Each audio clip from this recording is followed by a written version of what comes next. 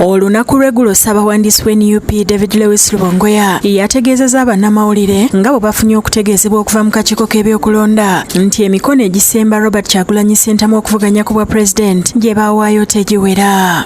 Nti tetuwezezza emikono, tetunaweza emikono gyetaagisa okunominatinga President Kyagulanyi Ssentamu Robert. Olwaleero bannakibiina ky'NUP okuva mu bitundu ebyayogeddwako bakedde ku kitebe Makerere Kavule okuleeta emikono egisemba Kyagulanyi okwesimbawo ku bwa pulezidenti era obwedda buli atuuka ng'awaayo endagamuntu ye olwo n'ateekako omukono. Bano abavudde mu disitulikiti ez'enjawulo be twogeddeko nabo bategeeza nti basazeewo okwetuukira ku kitebe okakasa ng'omuntu waabwe awandiisibwa.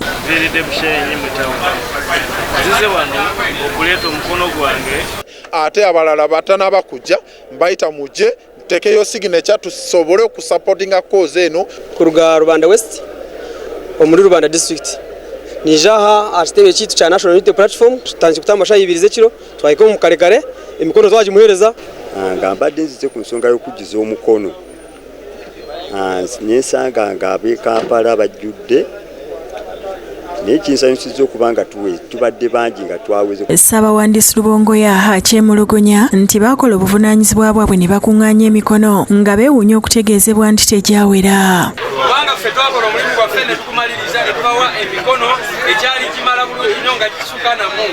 Agumiza bannakibiina nti essaawa yonna emikono egibulayo gya kujjuzibwa okakasa nga Kyagulanyi awandiisibwa ku lunaku olwokubiri. Njagala bategeeza nti coordinators baffe mu ggwanga lyonna lyonna nabo omulimu bali mu kukola. Bino bibeereddewo nga n'okusunsula abaagala okuvuganya ku kkaadi y'ekibiina ky'NUP ku bifo by'ababaka ba paalamenti kugenze mu maaso ng'olwaleero basunsudde abava mu Greater Mubende, Bugisho ne Bukedi. Abatwala ebyokulonda mu kibiina nga bakulembeddwa Harriet Chemutai boogeddeko n'abagenda okusunsulwa ne babasaba okugoberera amateeka agassibwawo ate bakkiriziganye n'ebyo ebinaabeera bivudde mu kusunsula kuno.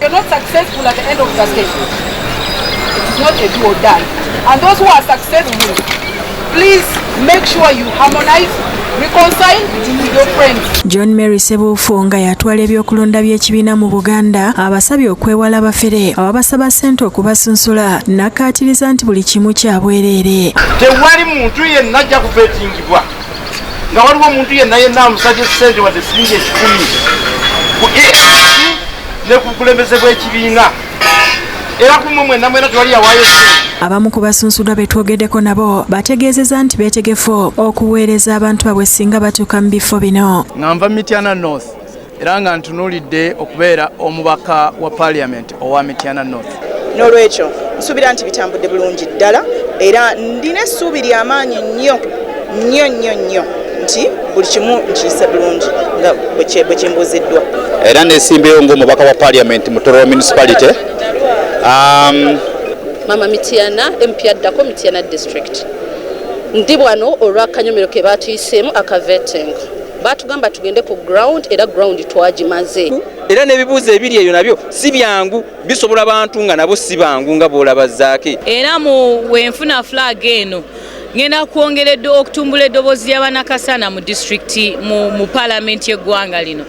Nzize okusaba omukisa omulala okuddayo okubanga nkulemberera ekibiina kyaffe kya NUP abantu b'e Kasanda bakiikirire mu Parliament. David Tamale yakusakidde eggulire lino ku Rabukedde TV.